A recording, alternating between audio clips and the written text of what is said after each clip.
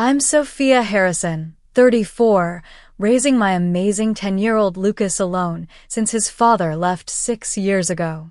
We've always been inseparable, our bond strengthening through every challenge life throws our way.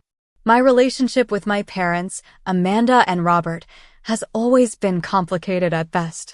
But nothing prepared me for that Thanksgiving dinner when they crossed a line with Lucas that changed everything.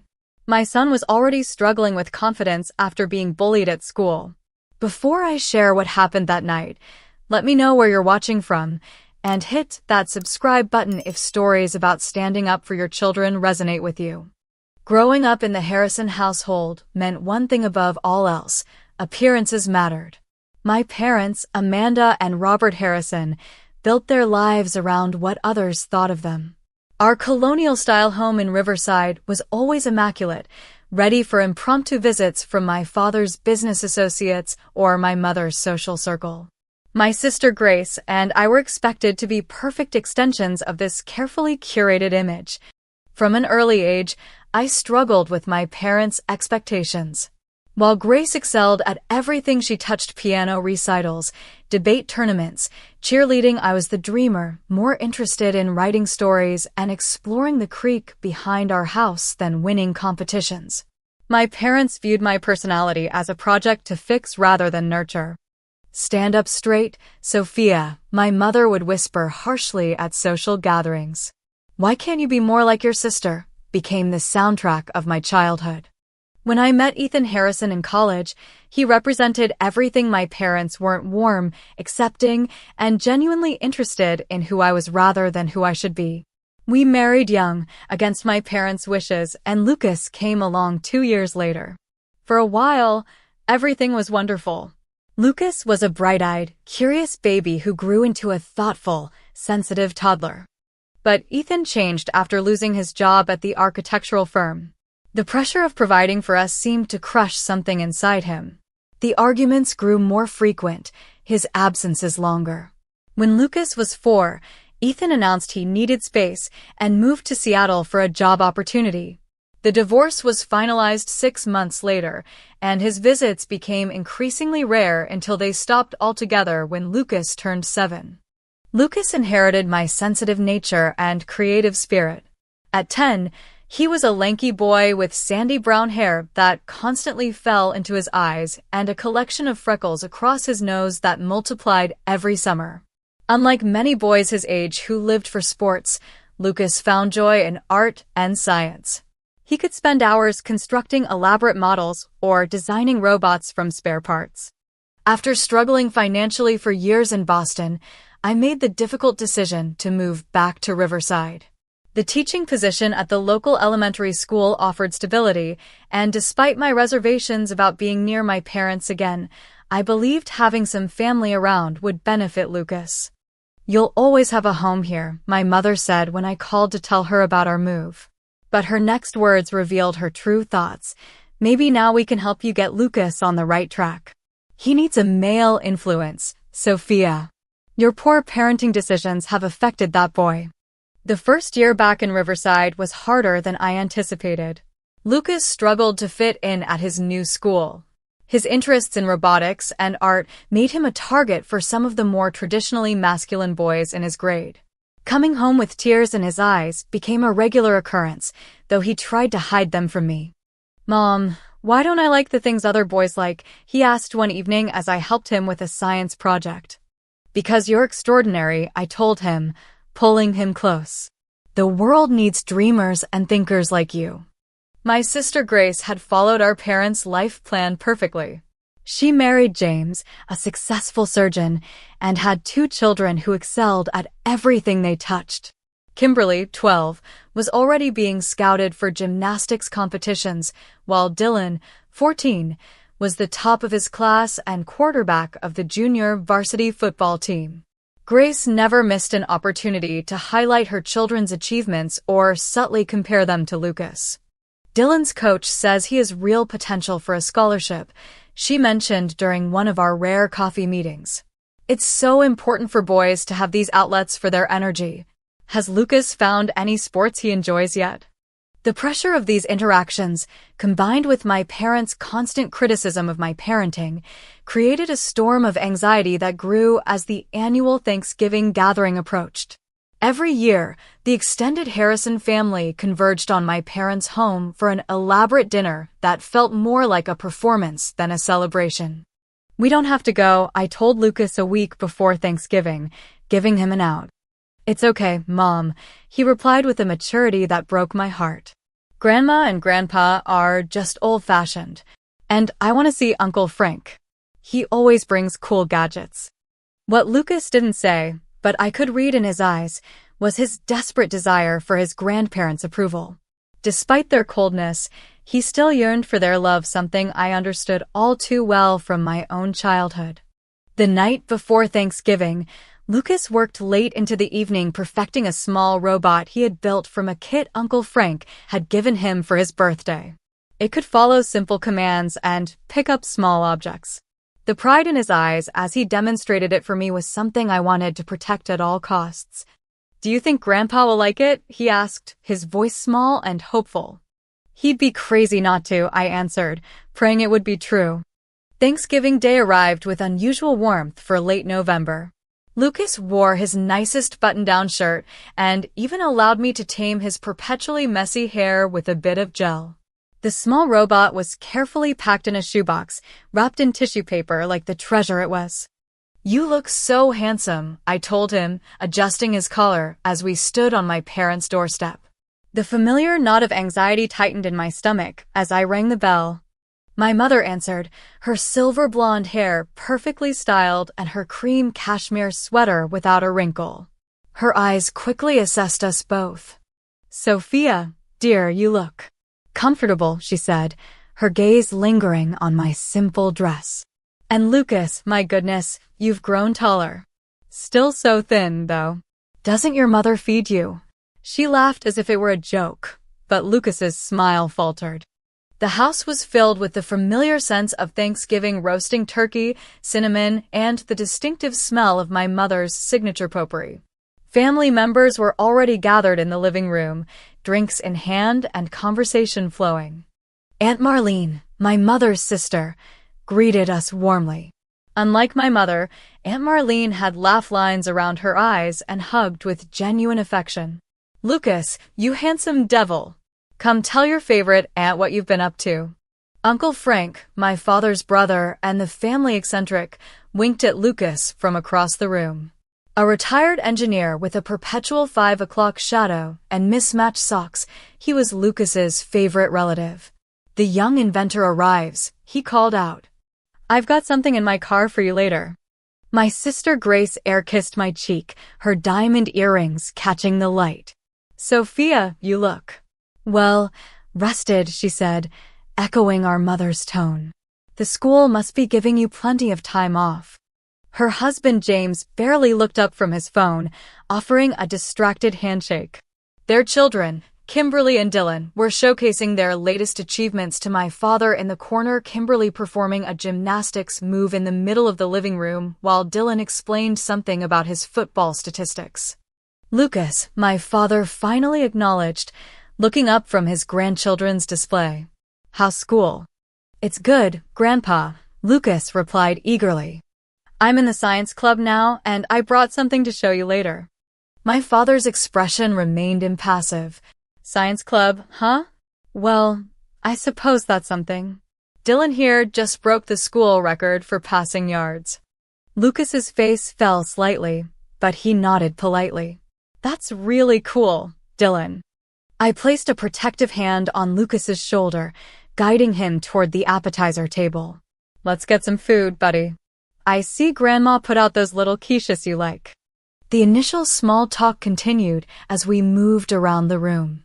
Every conversation seemed to contain a hidden barb or subtle criticism. My mother questioned my job security at the school. Grace wondered aloud why I hadn't put myself back out there dating-wise. Uncle Frank was the only one who showed genuine interest in our lives, asking Lucas about his robot projects and science club activities. When we were called to dinner, the seating arrangement made my heart sink. Lucas and I were separated. He was placed between Dylan and my father, while I was at the opposite end near my mother and Aunt Marlene. I caught Lucas's eye across the table and gave him an encouraging smile, which he returned weakly. The elaborate spread was typical of my mother's, entertaining a perfectly brown turkey, cranberry sauce made from scratch, at least 6 different sides, and 3 types of pie waiting on the sideboard. It looked like a magazine feature rather than a family meal. Before we begin, my father announced, standing to carve the turkey, "I'd like to say how grateful I am that we're all here together. Family is the most important thing." His eyes swept the table, lingering on me, even when some of us make choices that are unconventional. The dinner began with my mother's interrogation of everyone's lives since they last met.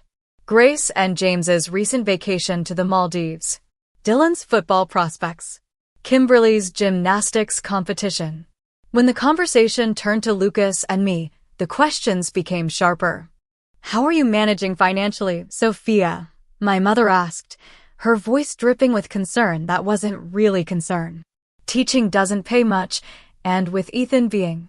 "Well, Ethan, we're doing just fine," I replied, cutting my turkey with more force than necessary. "The school has great benefits, and we've made our apartment really cozy."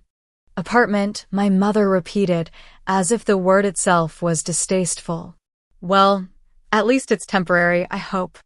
Lucas tried several times to join the conversation, but was repeatedly talked over or ignored.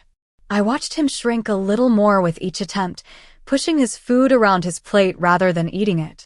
When Dylan began boasting about intimidating a smaller kid on an opposing football team, Lucas's expression grew increasingly uncomfortable. "That's enough, Dylan," Uncle Frank interjected surprisingly. "There's no honor in using your size to scare others." My father chuckled. "Frank, boys will be boys. Dylan's just showing some healthy competitive spirit." "I don't think it's healthy," Lucas said quietly, and the table went momentarily silent at his unexpected comment. "Well," my father said with a dismissive wave, "when you've never played a real sport, I suppose you wouldn't understand the dynamics." The tension at the table was palpable. I caught Lucas's eye again and mouthed, "You okay?" He nodded, but I could see the hurt behind his brave face. "Lucas," Uncle Frank said, clearly trying to change the subject, "tell everyone about that robot you've been working on." Lucas's eyes lit up at Uncle Frank's invitation. He straightened in his chair, a glimmer of excitement replacing the dejection that had settled on his features throughout dinner. "I finished building a programmable robot last week," he began, his voice gaining confidence. "It can follow simple commands and pick up small objects. I programmed it myself using the coding book Uncle Frank gave me." "You brought it, right?" Uncle Frank encouraged. "Maybe you could show everyone after dinner." "Actually, I have it here," Lucas said, reaching down for the shoebox beneath his chair. With careful hands, he removed the tissue paper and placed his creation on the table beside his plate. The robot was about the size of a small toaster, constructed from a kit, but with several creative modifications Lucas had added himself. The LED lights blinked in patterns as he switched it on. "It's got sensors here and here," he explained, pointing to the front of the robot. "And I modified the gripping mechanism so it can pick up things as small as a paperclip or as big as an apple." For a moment, the table was attentive. Even Dylan looked somewhat interested. Lucas's face glowed with pride as he demonstrated how the robot could navigate around obstacles on the table. Then my father snorted. "Is that what they're teaching in science club these days?" he said, his voice thick with mockery. He picked up a salt shaker and mimicked the robot's movements in an exaggerated way. "Beep boop, I'm a robot," he said in a high-pitched voice meant to imitate Lucas. My mother's laugh came first, a tittering sound that she partially covered with her napkin. Then Grace joined in, followed by her husband James and finally Dylan, who laughed the loudest. "Honestly, Sophia," my mother said between chuckles, "couldn't you encourage him to do something more practical? He's so sensitive, just like you were. It doesn't serve boys well in the real world." Lucas's hands trembled as he reached for his robot. His face had gone from animated to frozen, a deep red flush creeping up his neck and into his cheeks. "He's just a kid," my father declared with a dismissive wave. "He'll get over it. Boys need to toughen up if they're going to make it in this world." "That's enough," I said sharply, finding my voice. "Lucas has every right to pursue his interests without being mocked for them." "Oh, Sophia, don't be so dramatic," Grace interjected. "Dad's just having a little fun. Lucas needs to learn to take a joke." Lucas's fork clattered against his plate as it slipped from his fingers. His eyes, swimming with unshed tears, met mine across the table. The look of betrayal and hurt was so acute it felt like a physical pain in my chest. "Lucas worked really hard on that robot," I continued, my voice rising. "He's shown incredible dedication and creativity, which are qualities that should be encouraged, not ridiculed." "Here we go again," my father sighed dramatically. "This is why the boy is so soft, Sophia. You coddle him too much." James, Grace's husband, who had barely spoken all evening, decided this was his moment to contribute. "Boys these days aren't being raised right. They need discipline and traditional male influences. No offense, Sophia, but single mothers just can't provide that." The table fell silent. Lucas's hands were now flat on the table, his shoulders rigid. Something shifted in his expression. The hurt was still there, but something else had joined it. Determination. Slowly, deliberately, Lucas stood up. At 10 years old, he wasn't very tall, but in that moment, he seemed to grow inches before my eyes. "I'll never forget this," he said, his voice clear and steady despite the slight quiver of his chin. "Not what you said, not how you laughed, and not how it made me feel." The table went completely silent. My father's mocking smile froze. My mother's eyes widened. Even Dylan stopped snickering. "Lucas," my father started, his tone suddenly conciliatory, but Lucas had already carefully placed his robot back in its box and was walking out of the dining room. I stood up immediately, my napkin falling to the floor. "How dare you," I said, looking directly at my parents. "How dare you humiliate a child, your own grandson, for having passions and interests that don't fit your narrow view of what a boy should be?" "Sophia, you're overreacting," my mother said, her voice tight. "It was just a bit of family teasing. Every child needs to learn to handle criticism." "That wasn't criticism," Uncle Frank spoke up unexpectedly. "That was cruelty, Amanda. And Robert, I expected better from you." "Stay out of this, Frank," my father warned. "No, I don't think I will," Uncle Frank replied calmly. "I've stayed out of it for too many years, watching how you treat Sophia and now Lucas. It stops today." I felt a surge of gratitude toward Uncle Frank, but my focus remained on Lucas. "I'm going to check on my son," I said. "And then we're leaving." "Don't be ridiculous," my mother hissed. "It's Thanksgiving. You can't just leave in the middle of dinner because of a little hurt feelings." "Watch me," I replied, turning toward the door. "Sophia Marie Harrison," my father's authoritative voice boomed. "If you walk out that door with that boy right now, don't bother coming back." I turned slowly to face him. "Is that supposed to be a threat, Dad? Because from where I'm standing, not coming back sounds like the healthiest choice I could make for Lucas and myself." I found Lucas sitting on the steps of the front porch, hugging his robot box to his chest. Without a word, I sat beside him and put my arm around his shoulders. We stayed like that for several minutes, the sounds of arguing voices floating through the dining room windows. "I'm sorry, Lucas," I finally said. "I'm so sorry they treated you that way." "It's not your fault, Mom," he replied, his voice small but steady. "Can we go home now?" "Absolutely," I said, standing and offering him my hand. "We never have to come back here if you don't want to." As we walked to the car, I heard the front door open behind us. I turned, half expecting to see my parents, but it was Uncle Frank, carrying our coats and a small bag. "You forgot these," he said, handing me the coats. "And I packed some pie for later. That boy deserves something sweet after what happened in there." He knelt down to Lucas's level. "I'm proud of you, kiddo." Standing up for yourself like that takes real courage.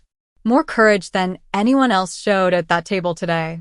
Lucas managed a small smile. Thanks, Uncle Frank. I'll call you tomorrow, Uncle Frank told me quietly. This has been a long time coming, Sophia. You're doing the right thing. As we drove away from my parents' house, the silence in the car was heavy with unshed tears and unspoken words. Lucas stared out the window, clutching his robot box like a lifeline. The drive home felt endless. Streetlights cast intermittent shadows across Lucas's face as he stared out the passenger window. Neither of us spoke. The weight of what had happened seemed too heavy for words. I kept glancing at him, searching for signs of how deeply the wound had cut, but his expression remained carefully neutral, a mask no 10-year-old should have to wear. When we finally reached our apartment building, Lucas unbuckled his seatbelt but didn't move to get out of the car. Mom, his voice was barely audible. Are they right about me? The question shattered my heart. I turned off the engine and shifted to face him fully. Lucas, look at me, I said gently. He turned, his eyes swimming with tears he'd been holding back all evening. Your grandparents are wrong. So wrong. There is nothing, absolutely nothing wrong with who you are. You're creative, intelligent, and kind. Those are strengths, not weaknesses. His bottom lip trembled. But Grandpa said boys need to be tough. Dylan doesn't get bullied at school. Maybe if I was more like him. Do you really want to be like Dylan? I asked. Someone who thinks it's okay to intimidate smaller kids? Is that the kind of person you admire? Lucas considered this, then slowly shook his head. The world needs all kinds of people, Lucas. It needs artists and scientists and dreamers just as much as it needs athletes. Maybe even more. We sat in silence for another moment before heading upstairs to our apartment. Once inside, Lucas placed his robot carefully on the coffee table, then suddenly collapsed onto the couch, the dam finally breaking. His sobs were gut-wrenching deep, body-shaking cries that seemed to come from somewhere primal. I held him against my chest, rocking slightly as I had when he was smaller. Let it out, I whispered. It's okay to be hurt. It's okay to cry. When his sobs finally subsided to hiccups and shaky breaths, he pulled away slightly. It wasn't just tonight, Mom, he confessed, wiping his nose with his sleeve. They always do that. When you go to help Grandma in the kitchen or when you're talking to Aunt Marlene. Grandpa and Dylan make fun of me. They've been doing it every time we visit. The revelation hit me like a physical blow. All those times I'd left Lucas alone with my father, thinking they were bonding, he'd been enduring ridicule and humiliation. Why didn't you tell me? I asked, struggling to keep my voice steady. I didn't want you to be upset, he said with a shrug that broke my heart all over again. And I thought maybe if I just tried harder, they'd like me eventually. I pulled him close again. This is not your problem to fix, Lucas. You shouldn't have to change who you are to earn love from your family. That's not how love is supposed to work. We stayed up late, talking more openly than we ever had before. Lucas shared other painful memories, comments my father had made about his art, the way my mother constantly compared him to Dylan, how Grace's children excluded him from their games. Each revelation fueled a growing anger inside me, but also a resolve to protect my son from further harm. Around midnight, my phone chimed with a text from Grace. Way to overreact and ruin Thanksgiving. Mom is upset and Dad is furious. You always make everything about you. Lucas needs to learn to take a joke and not be so sensitive. James says that's why he'll struggle in life. I turned off my phone without responding. That night, sleep eluded me. I replayed every visit to my parents' house, searching for signs I'd missed, moments when Lucas might have been suffering while I remained oblivious. The weight of my failure to protect him pressed on my chest like a stone. Morning came after a restless night. I found Lucas already awake, sitting cross-legged on the living room floor, making adjustments to his robot. He looked up when I entered, his expression serious beyond his years. I don't want to go back there, Mom, he said simply. We don't have to, sweetheart. Are you mad at them? He asked. I considered my answer carefully. I'm disappointed in them.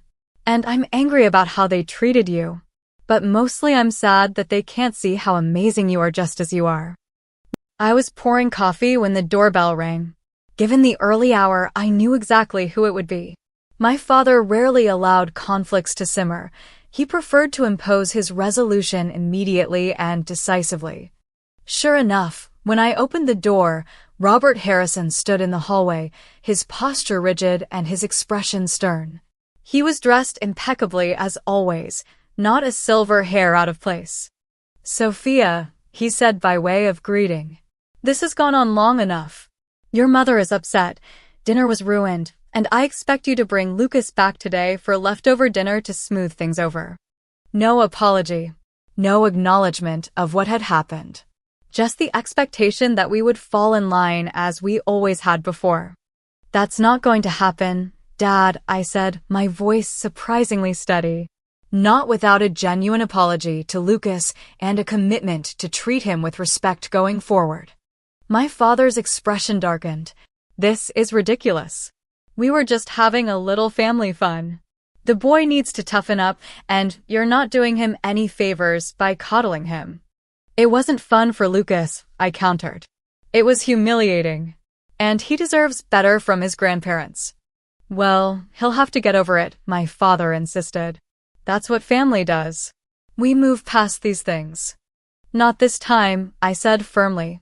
Not without real change. What happened next caught both my father and me by surprise.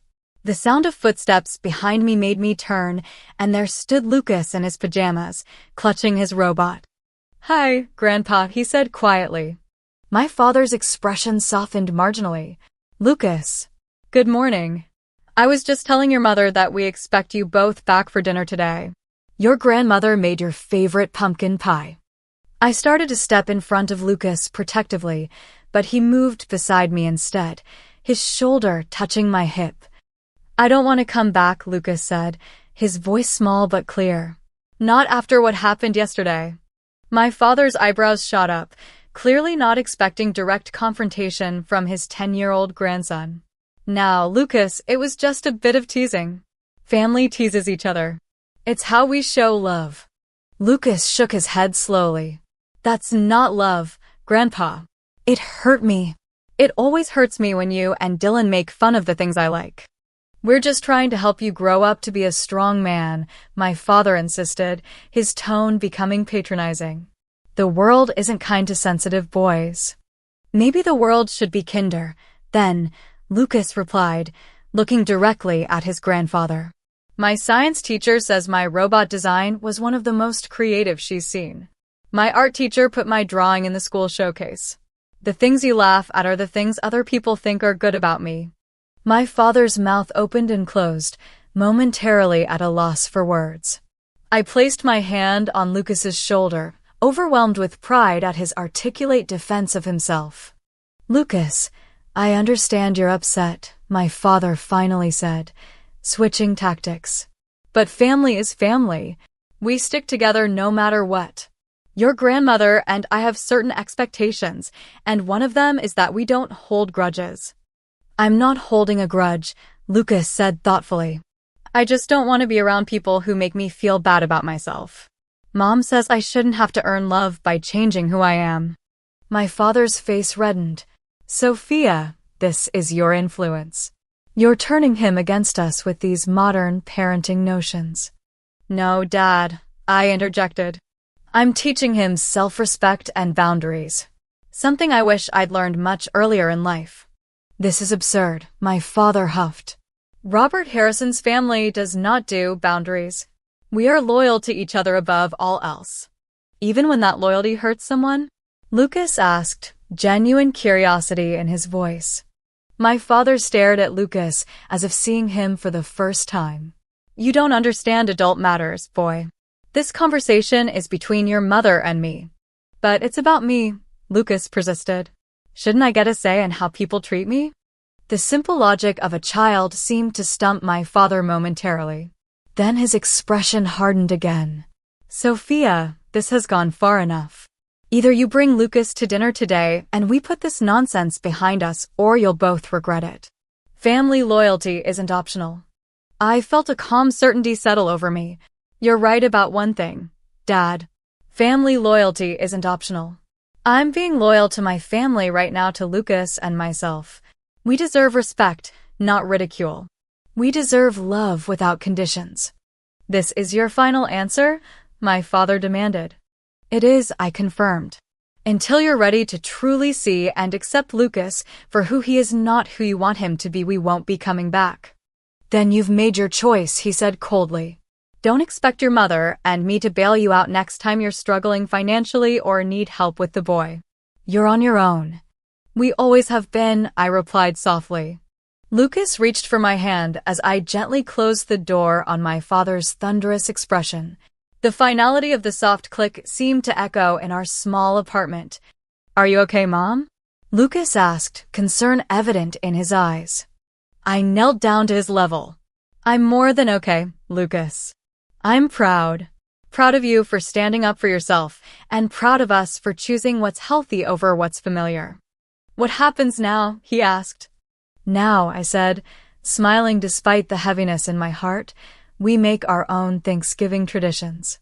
Just the two of us. Later that morning, as I mixed pancake batter while Lucas set the table, my phone rang. It was Uncle Frank. I heard what happened with Robert this morning, he said without preamble. He's on the warpath. How did you know? I asked. I stopped by your parents' house to give them a piece of my mind about last night. Robert was just getting back and ranting about ungrateful children and disrespectful grandsons.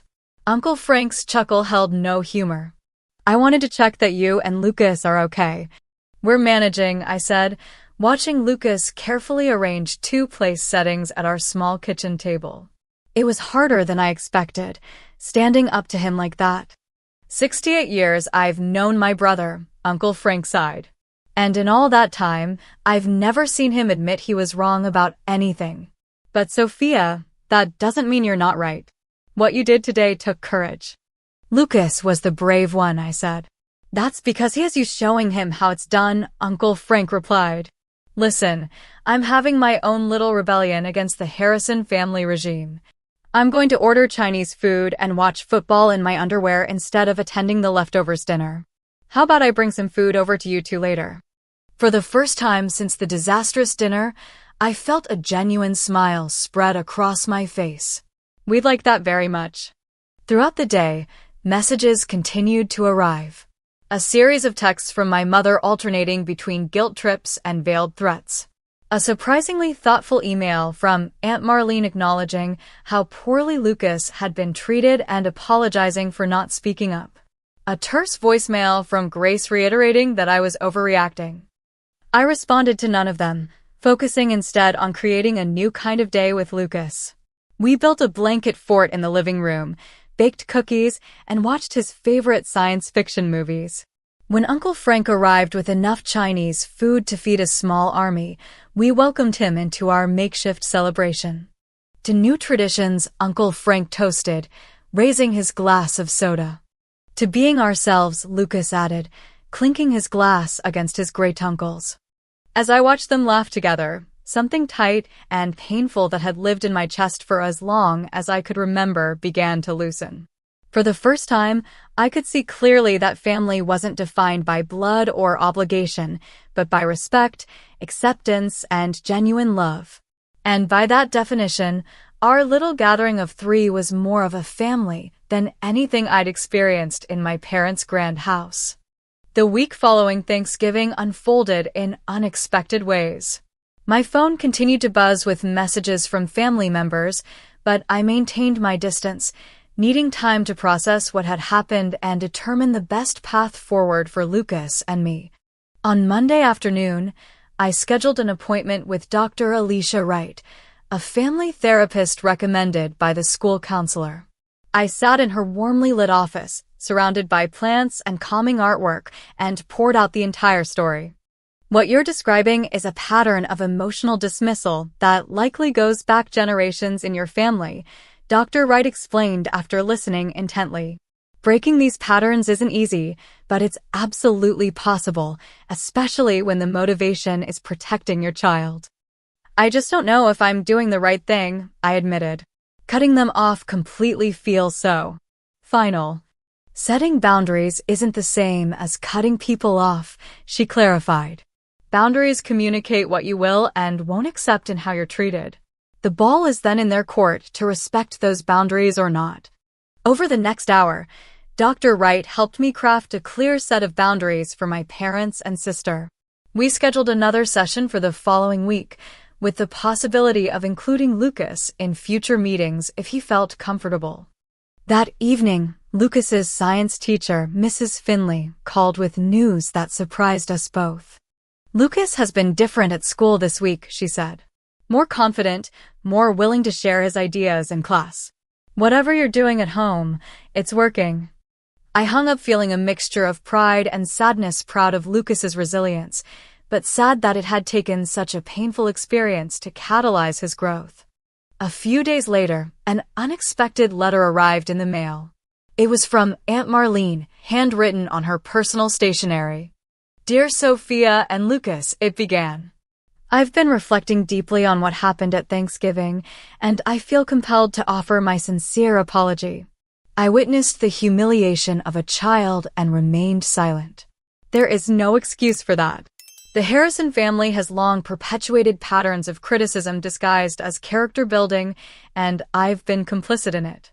Your courage in standing up to Robert has forced me to examine my own role in maintaining these toxic dynamics. Please know that I support your decision to establish boundaries, and I'm working on some of my own. With love and regret, Aunt Marlene. I read the letter to Lucas over breakfast. What do you think about that? I asked him. He considered for a moment, stirring his cereal thoughtfully. I think Aunt Marlene might be the bravest grown-up in our family besides you, Mom. It's hard to say you're wrong. His insight, so simple yet profound, reminded me again of the remarkable person he was becoming. The following weekend, I made a difficult decision. After consulting with Dr. Wright, I drafted a clear, firm email to my parents outlining our boundaries. We would consider rebuilding a relationship only if they acknowledged the harm they had caused, committed to treating Lucas with respect, and agreed to family therapy sessions. I hit send before I could lose my nerve, then took Lucas to the park to clear my head. While Lucas was climbing the jungle gym, I received a text from a number I didn't recognize. It was from Walter Miller, Lucas's science teacher's husband who ran the local robotics club. Mrs. Finley mentioned your son's interest in robotics. We have an opening in our Saturday morning club, if he'd like to join. No pressure, but the kids are working on some cool projects he might enjoy. That afternoon, I took Lucas to meet Mr. Miller and see the robotics club in action. The transformation in my son was immediate and beautiful to witness. Here, surrounded by other children who shared his interests, Lucas's entire demeanor changed. His shoulders relaxed, his smile came easily, and his eyes lit up as he examined the projects other kids were working on. Can I join, Mom? Please, he asked, practically bouncing with excitement. Absolutely, I replied, feeling a weight lift from my heart. This looks perfect for you. December arrived with no response from my parents to my email, but an avalanche of texts and calls from Grace. I finally agreed to meet her for coffee, steeling myself for the confrontation I knew was coming. The upscale cafe Grace chose was typical of her, trendy, expensive, and designed to impress. She was already seated when I arrived, her designer handbag placed prominently on the table. Finally, she sighed as I sat down. I was beginning to think you'd gone completely off the grid. Just taking some space to think, I replied evenly. Well, you've certainly thrown the family into chaos, she said, stirring her latte. Mom barely leaves her room, and Dad is on a rampage. Christmas is going to be a disaster. I'm sorry they're struggling, I said sincerely. But I had to make a choice between keeping the peace and protecting my son. Don't you think you're being a little dramatic? Grace asked, her perfectly manicured eyebrows rising. It was just some harmless teasing. Lucas needs to develop a thicker skin. Would you say the same if it were Kimberly or Dylan being mocked by the family? Grace's expression faltered momentarily. That's different. Why? Because they fit into the mold of what mom and dad think children should be? Because they don't challenge anyone's comfort zone. Because they understand how to behave in family settings, Grace insisted. They know their place. The phrase struck me like a physical blow. Their place? Do you hear yourself, Grace? Children aren't supposed to know their place. They're supposed to be loved and encouraged to become themselves. Oh, spare me the modern parenting lecture, Grace scoffed. Some of us still believe in traditional values and respect for elders. Respect should go both ways, I countered. And love shouldn't be conditional on a child conforming to some arbitrary standard. Our conversation continued in circles, neither of us truly hearing the other. But as I drove home, I realized something important had shifted inside me. For the first time, I didn't leave an encounter with Grace feeling diminished or defensive. I felt secure in my convictions and choices. 2 weeks before Christmas, holiday cards began arriving. Among them was a thick envelope from my parents. Inside was a standard card with a family photo from last year's holiday gathering and a check for $500 with "For Lucas Christmas" written in the memo line. No note, no acknowledgement of our rift. Just money, as if a check could bridge the chasm that had opened between us. I returned it the next day with a brief note. Thank you, but we're not looking for financial support. What Lucas needs is acceptance and respect. That evening, Lucas came home from school bursting with news. Mom, my team qualified for the regional robotics competition in January. Mr. Miller says our design is really innovative. His excitement was contagious. We celebrated with pizza and ice cream, and as I watched him chattering animatedly about circuit boards and programming languages, I knew without doubt that protecting this spirit, this authentic, passionate, brilliant spirit, was worth any family fallout. Christmas approached, and for the first time in my life, I wouldn't be spending it at my parents' house. The realization brought both sadness and liberation. Lucas and I decided to create our own traditions. We bought a small tree and decorated it with homemade ornaments, planned a special Christmas Eve dinner, and arranged to volunteer at the local animal shelter on Christmas morning. This is going to be the best Christmas ever, Lucas declared as he hung a robot ornament he'd crafted from spare parts on our tree. Looking at his hopeful face, I silently vowed to make it so. 2 days before Christmas, an unexpected call came from my mother. I answered with trepidation. Sophia, she said, her voice lacking its usual confidence. I'm calling because, well, your father had a minor heart episode yesterday. My breath caught. Is he okay? Yes, just a scare. The doctor says it was stress-related. The accusation was implied but not stated. He's supposed to rest and avoid upset. I waited, sensing there was more to this call than health updates. We'd still like you and Lucas to come for Christmas, she finally said. It would mean a lot to your father, given the circumstances. The old guilt began to creep in, but I remembered Dr. Wright's words about emotional manipulation. I'm genuinely sorry about Dad's health scare, I said carefully. But our boundaries haven't changed. Has Dad read my email? Is he willing to acknowledge how his behavior affected Lucas? My mother's sigh was heavy with disappointment. Sophia, your father is not well. Is this really the time for ultimatums? It's not an ultimatum, Mom. It's a boundary. There's a difference. Well, your boundary might cost you a relationship with your father, she said, her voice hardening. Is that what you want? The question hung in the air between us. Was it what I wanted? Of course not. I wanted parents who could see and value my son for who he was. I wanted family gatherings free from tension and criticism. I wanted Lucas to have loving grandparents in his life. But not at the cost of his self-worth. Not at the expense of his spirit.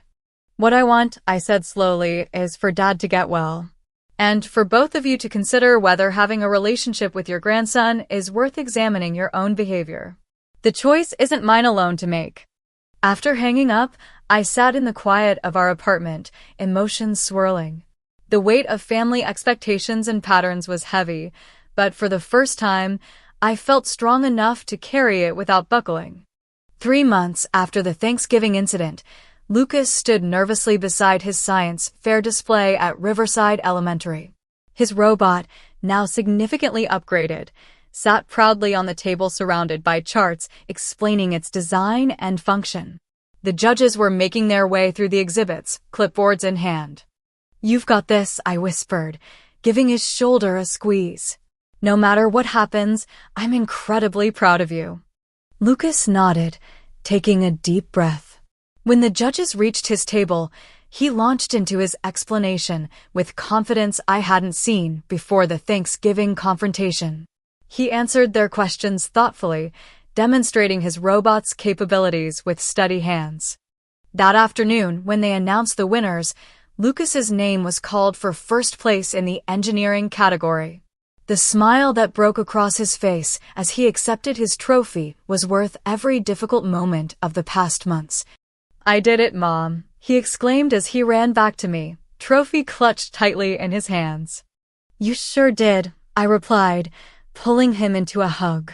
"You were amazing up there." As we packed up his project, I reflected on the journey we'd taken since November. The path hadn't been easy, but the changes in Lucas were remarkable. He stood taller, spoke more confidently, and most importantly, seemed comfortable in his own skin in a way he hadn't been before. Our relationship with my parents remained complicated. After my father's health scare, I'd sent flowers and called regularly for updates, maintaining caring contact while still upholding our boundaries. It was a delicate balance, one I sometimes struggled to maintain. 2 weeks after the science fair, I received a surprising call from my mother. "Sophia," she began, her voice uncharacteristically hesitant. "Your father and I have been doing some thinking. We'd like to come see Lucas's robot demonstration if the invitation is still open." Lucas had mentioned wanting to show his grandparents his science fair project, but I had never actually extended an invitation. My mother's revisionist history was typical, but rather than point it out, I focused on the opportunity presented. "I'd need to check with Lucas first," I replied. "Of course," my mother said, another unexpected concession. "We understand." When I asked Lucas that evening, his reaction surprised me. "I'd like them to come," he said after considering it.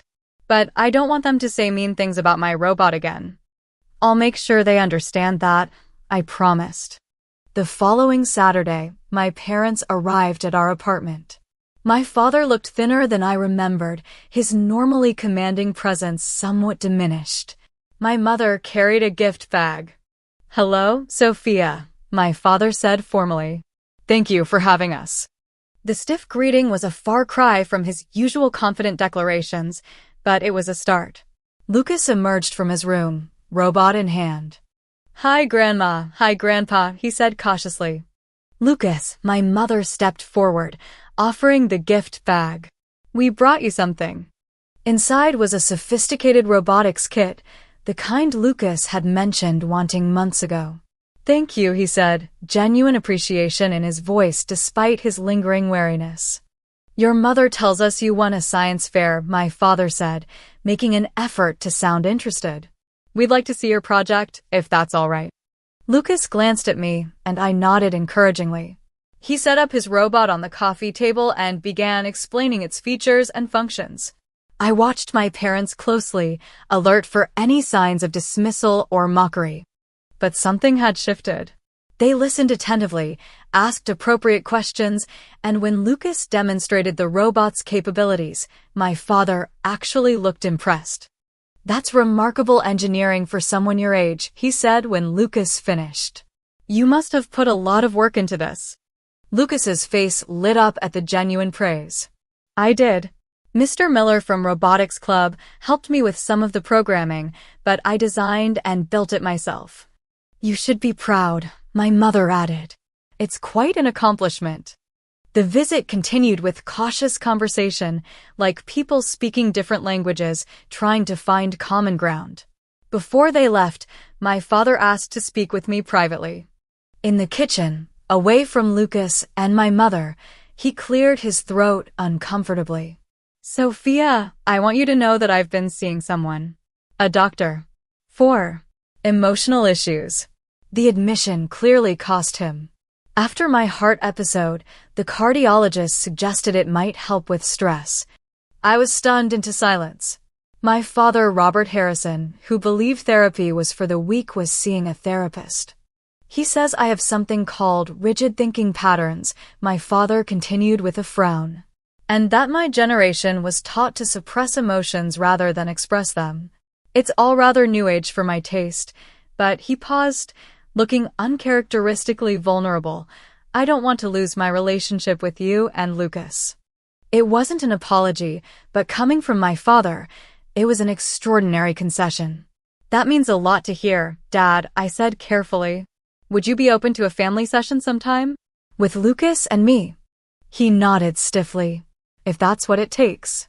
After my parents left, do you think they're really changing? He asked. I think they're trying, I answered honestly. And that's a start. But real change takes time and effort. Like programming a robot. I smiled at his apt analogy. Exactly like that. And we don't have to rush anything. We can take it slow and see how it goes. Over the next month, we began the careful work of rebuilding family relationships on new terms. My mother called regularly with genuine questions about Lucas's activities. My father attended his therapy sessions and even agreed to a family session with Dr. Wright, though he sat stiffly throughout and spoke little.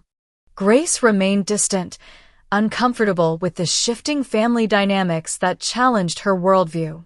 But Uncle Frank became a more regular presence in our lives, taking Lucas to robotics competitions and offering the kind of unconditional support that family should provide.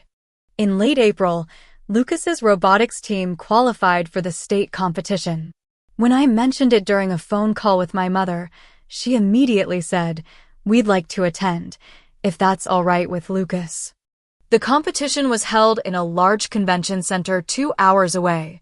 Lucas was a bundle of nerves and excitement as he prepared with his team. I scanned the audience, not really expecting my parents to show up despite their stated intention.